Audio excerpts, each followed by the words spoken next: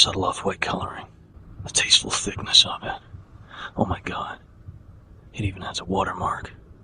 What is up, guys? This is Andres Espinosa Reviews. Time again for another Saturday night horror review, and tonight I'll be reviewing a film from 2000, and this is a black comedy, and this is American Psycho. Like what I've said earlier, American Psycho is a dark comedy, and it is set up in the 80s, and this is basically about a man named Patrick Bateman, who is a big-time CEO at Pearson Pierce Company.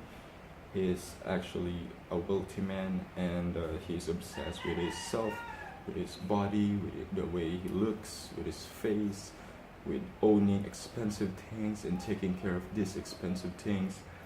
And yes, and also he's psychotic, he's a maniac, and he's also a serial killer. And he just, as the movie progressed, he grows more insane and began killing more people, and it all ended up in the ending where he just went on a killing spree, and that's basically how the movie runs.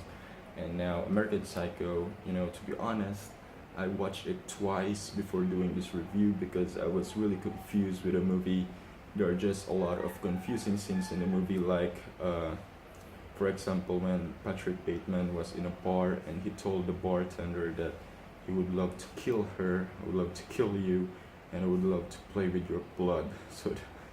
And the bartender actually ignored what Patrick Bateman said, and it was so confusing if the bartender ignored what Patrick Bateman said, or she just didn't hear it, or if it was just all in the mind of Patrick Bateman. That was really a confusing scene, and there's a lot more confusing scenes in the movie. And at the same time, like what I've said earlier, this is a dark comedy.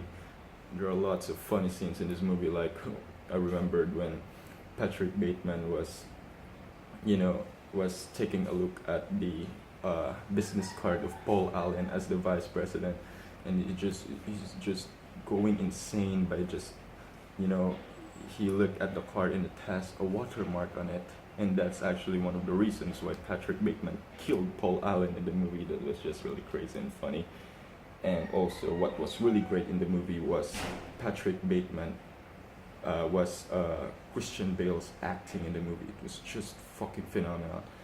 Christian Bale is a really good actor. I've seen the Dark Knight franchise, and I haven't seen some of his films yet, but all I can say that he's really a good actor, especially in this movie. You don't see Christian Bale in American Psycho, you see Patrick Bateman in American Psycho, which was fucking awesome.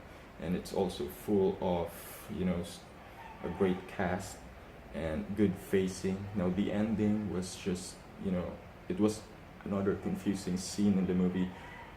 It's open to interpretations. Actually, the whole movie is open to interpretations, but the ending, you just gotta see for yourself, for you to interpret if it really happened or if it really didn't happen.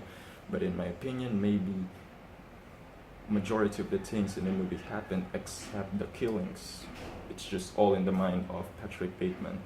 So yeah, that's basically what I think of American Psycho. Now this is now a really great movie. I think I'm gonna watch it again. No, I will watch it again actually. So yes, you can own it on DVD, Blu-ray, and everything. It's easy to find. Just watch it, guys. A great horror film from 2000, and it's actually based on a novel with the same title. Now, I haven't read the novel yet, but the movie was really awesome. So yeah, that's gonna do it, guys, for this episode of Saturday Night Horror Review. Now, pardon me, guys, for I have to return some videotapes.